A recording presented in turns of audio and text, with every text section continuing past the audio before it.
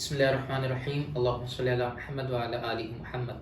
Business start करने के बहुत सारे स्टेप्स मार्केट्स में चलते हैं और मार्केट में बताए जाते हैं। लोग इस पे पूरा का पूरा सेमिनार कंडक्ट करते हैं, वेबिनार करते हैं कि बिज़नेस स्टार्ट किस तरह से किया जाए, उसके स्टेप्स क्या होने चाहिए। बट जो सबसे पहला और कॉमन स्टेप है वो प्लानिंग है।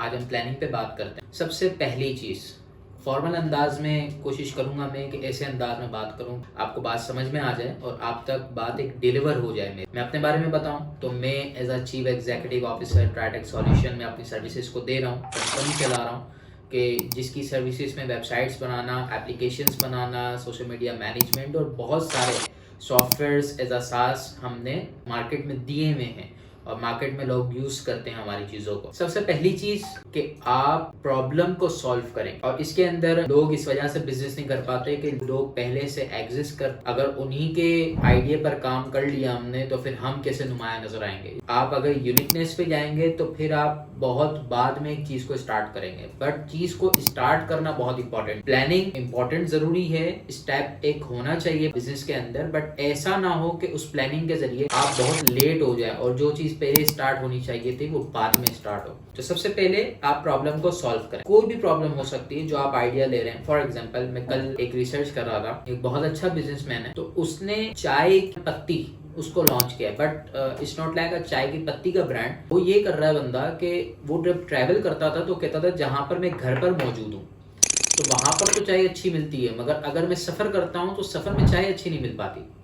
तो उसके लिए उसने किट इंट्रोड्यूस करवाई है, एक बॉक्स से कप भी उसने दिया, उसने शाशा भी दिया, उसने एक प्रॉब्लम को सॉल्व किया। और अगर जो बड़ा बिजनेसमैन है, कोई आम आदमी तो कहता है यार इसके अंदर कहाँ स्कोप होगा, इसके अंदर पहले रिसर्च करते हैं, दीगर चीजें करते हैं, जरूरी है। बट उसने जो प्रॉब्लम पेश आ रही थी, जो प्रॉब्लम हो रही थी, वो उसने सॉल्व कर दी। अच्छा, दी सेकेंड चीज, इसने इससे पहले मार्केट में चाय वाले, चाय की पत्ती वाले एग्जिस्ट करते थे, बट इसने उस चीज को नहीं देखा। हाँ, उसमें कुछ ना कुछ यूनिकनेस ले आया उसी प्लान में जो चल रहा था। फॉर एग्जाम्पल एक कहावत की जाती है, आप शायद समझ जाए इस बात को, कि आपका दर्जन 13 का होना चाहिए। अगर काफी लोग हैं वो 12 का दर्जन पे ही चीज को सेल आउट करना चाहिए, सर मैं भी 12 की क्वांटिटी पे दर्जन में देता हूँ, तो वो यूनिकनेस नहीं आ पाएगी। आपने प्रॉब्लम को सॉल्व किया। अब सेकंड चीज, आप भले मशहूर चीज, चलती हुई चीज है, मगर उसमें अपनी कुछ आइडेंटिटी पैदा करें दर्जन 13 करके। जैसे फॉर एग्जांपल एक जूस वाला है, उसके पास कोई भी एक गिलास का जूस लेने आता है, तो वो बंदा करता ये है कि एक बड़े गिलास के साथ एक छोटा गिलास देता है। 12 गिलास के आप पैसे देंगे, जब छोटा गिलास होगा तो उसके आप कोई भी दुकान में जो भी उसके पास चीजें चल रही हैं, जो भी उसके पास मौजूद है, उसमें से कोई भी फ्रूट आप जूस ले सकते हैं अपनी तरफ से, वो फ्री होता है। उसने अपना जूस जो है वो, उसका दर्जन जो है वो 13 का किया है। 12 का नॉर्मली देते हैं लोग, 12 नॉर्मली होता है, बट 13 से मुराद ये है आप कुछ ना कुछ एक्स्ट्रा दें, कुछ ना कुछ यूनिकनेस दें, कुछ ना कुछ आप सामने वाले को चीज को डिलीवर करें। इसके अंदर थर्ड पॉइंट हमारा, जो चीज बिजनेस आप स्टार्ट करना चाहते हैं उसकी ऑडियंस आपके पास पहले से मौजूद होनी चाहिए।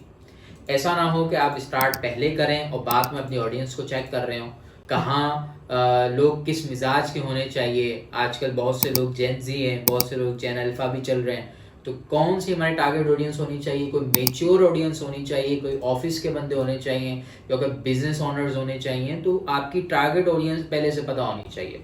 चौथा पॉइंट हमारा है डेमोग्राफिकली भी आपको पता होना चाहिए। आपको ऑडियंस आपको पता है आपकी, बट कहाँ की हो। इंडिया में है तो दिल्ली, मुंबई, जहाँ की भी हो, यूएसए में है, यूके में है, कनाडा में है, कहाँ भी हैं आपको अपनी ऑडियंस का डेमोग्राफिकली भी पता होना चाहिए कि आपकी ऑडियंस कहाँ की है, कौन है, पहले पता लग गया, अब कहाँ की है वो पता लगा।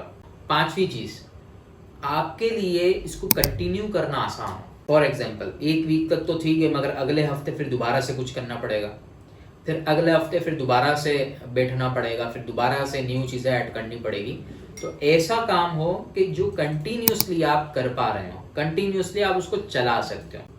जो भी आप काम कर रहे हो उसके रिसोर्सेस आपके लिए आसान हो। किसी के लिए मुश्किल होता है, किसी के लिए आसान होता है, किसी का फ्रेंड सर्कल ऐसा होता है, कुछ भी आसानी हो सकती है, मगर जो आपके लिए आसान हो, जो भी आप काम करना चाहते हैं। इसके बाद स्टार्टिंग फेज में सिर्फ आप ही उसको चलाने वाले हैं, सिर्फ आप आराम से मैनेज कर सकें, आपको कोई परेशानी ना हो, रातों को जागना ना पड़े, ऐसा कुछ काम स्टार्ट नहीं करना है फौरन से।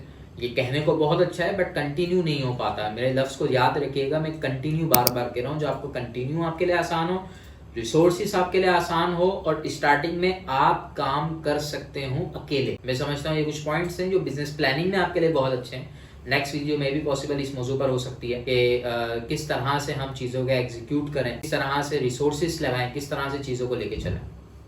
बहुत बहुत शुक्रिया।